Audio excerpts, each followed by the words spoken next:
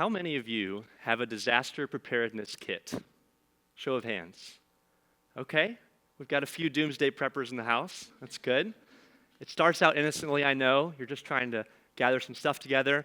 Next thing you know, you're on the phone with your friends saying, yep, I bought that bunker in Nebraska. Here we go. All kidding aside, these kits are super useful. In case of any kind of emergency, right? You got everything you need inside. You got your water, you got your first aid kit, you got your flashlight. These are super common. There's tons of varieties available online, but most people agree on the basics of what should go in them. There's a lot of reasons to make one. This is going to be something that will come in handy in case of any sort of disaster. It takes some time and money to get it ready. I think most of you would say it's worth it. The question of how you could best prepare for an earthquake, or tornado, or a hurricane has a very clear answer. Gather supplies in advance for an emergency preparedness kit. What's not talked about is this. How could you prepare yourself for sudden personal disasters like disease, divorce, or unemployment? What's not agreed upon is this. What sort of essentials would go into a personal disaster kit that could help you survive the often random misfortunes of life? Today, I want to talk to you about why you need a personal disaster kit. First, I want to tell you my story of how I learned this the hard way. Second, I want to tell you the individual components of my kit. And third, I want to tell you why each of us making this kit is so important, not just for you, but for your community and the restoration of the world. So, last August, I decided to pass some of the hot days of summer taking a road trip out to West Texas. I should have known something was up because of my intense nightly cravings for extra-large Sonic milkshakes. On top of that, I had an insatiable thirst that was unusual even for the 100-degree weather. When I got back, I went to the doctor and got a blood test. My blood sugar was 476 milligrams per deciliter. For those of you who don't know, that's a life-threateningly high amount, over 5 times the healthy level. I was immediately diagnosed with type 1 diabetes. Essentially, this means that my body doesn't produce the right amount of insulin to process the food I eat. I have to maintain a really tight range of blood sugars in order to avoid some pretty nasty complications. When my blood sugar goes too low, I have to eat sugar or carbs to bring it up. That's the fun part, right? And when my blood sugar is too high, I have to take an insulin injection to bring it down lower. I remember the first couple weeks after being diagnosed as pure hell. I was waking up, my body was feeling shaky. I was waking up constantly in the middle of the night, feeling at death's door, trying to prick my finger the right way to get enough blood on a meter to know what my blood sugar was. Needless to say, I was pretty taken aback by this turn of events. The first 25 years of my life were unbelievably lucky. I had always been in good health. Being diagnosed with a major chronic disease was never on my radar for my mid-20s.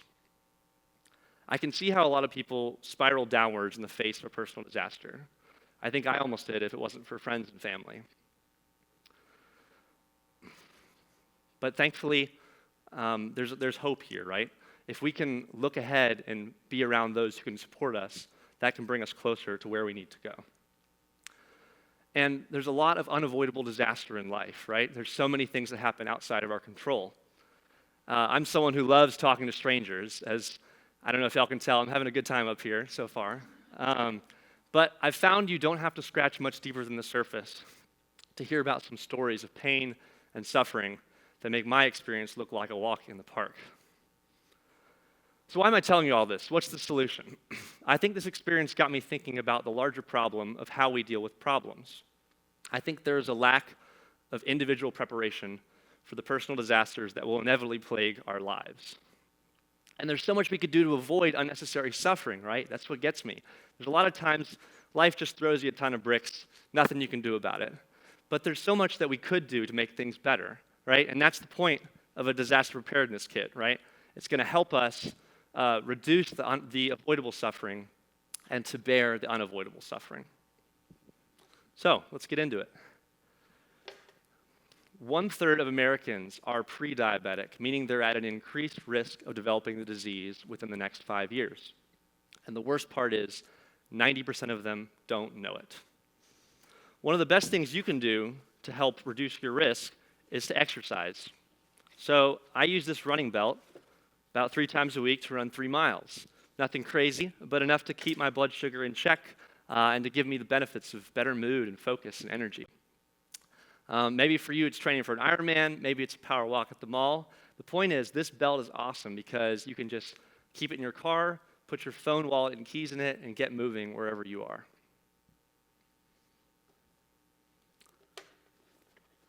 After I was diagnosed, I had to take a personal crash course on nutrition.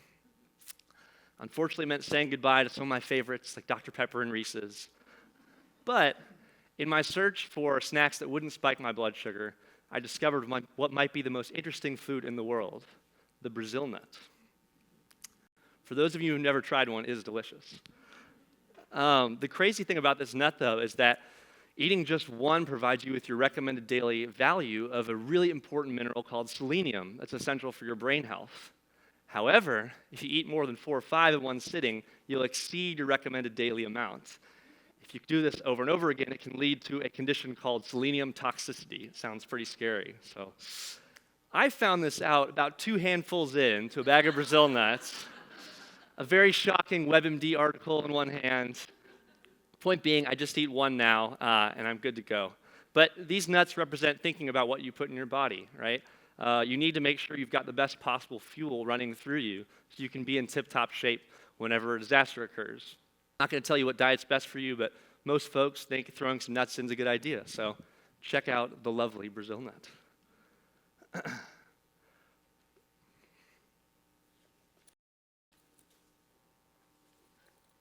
All right.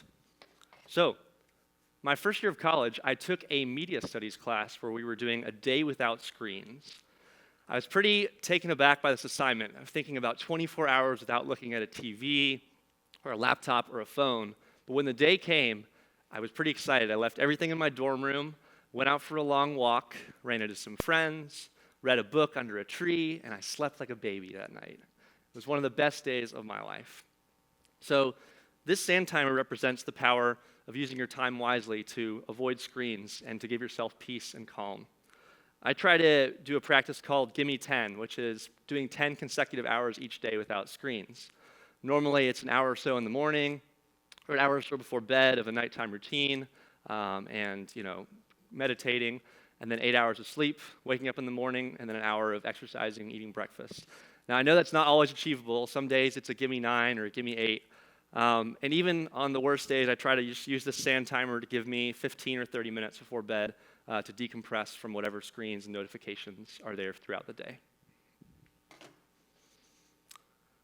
So now we come to the final component of my personal disaster kit. I keep a copy of this poem, The Builders, in my wallet.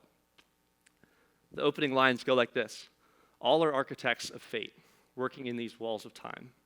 Some with massive deeds and great, some with ornaments of rhyme. Nothing useless is or low, each thing in its place is best.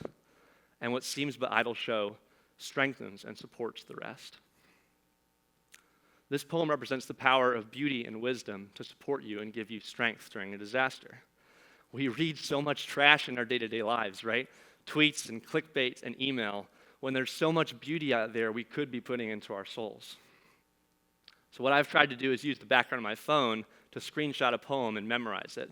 That way, whenever I'm tempted to go read something that's going to just bring me down, I have something beautiful I can reflect on right there in the background. This poem in particular has taught me a lot about life, right? I love the idea of thinking of your life as a building, right, that you're working on. Every minute and hour can go towards making it better and more beautiful, and that can help you strengthen and support others. This poem has also helped me think through how to respond to some of the negative thought processes that happen in life, as they often do when a personal disaster occurs. For example, one part of my life now every day is giving myself a long-acting insulin injection when I wake up. So the natural thought process that comes up when I wake up is, don't really want to get out of bed and do that. How unlucky I am that I have this kind of involuntary suffering. So I try to reframe it as a voluntary suffering, right?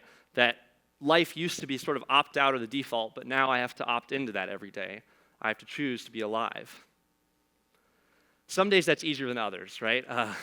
Some days it's a lot harder, but I think the point still holds, because giving myself that shot layers up into me being alive, which then layers up into me being able to go out into the world and talk to all of you, which then layers up into hopefully making the world a better place than it would have been if I didn't exist.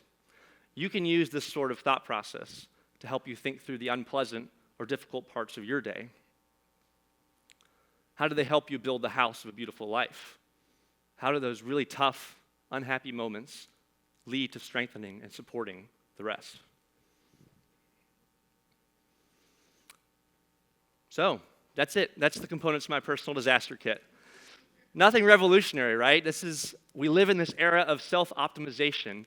You know, we've got all kinds of data about what's going to be good for us. We have long-term studies coming out every day that tell us what is useful, what can make us better. That's why everybody and their mother is detoxing and meditating and tracking their 10,000 steps. This very month, so many people are abstaining from alcohol and reflecting on their lives through Dry January, or as my people call it, Millennial Lent. And not that there's anything wrong with this movement. I love it. It's fantastic that people are unintentionally assembling these components of a personal disaster kit. But I think it needs something more, right? I think we need some sort of ethical underpinning that can explain why we want to take the time to do all this self-optimization. If you ask someone on the street why they're meditating or tracking their 10,000 steps, they might tell you something like, a healthier, happier you. And that's good, that's great. But we need something more noble that can beckon us forward. We need to answer the question, how does building this personal disaster kit layer up into the improvement of your community? How does this layer up into the restoration of the world? I think this painting sums it up.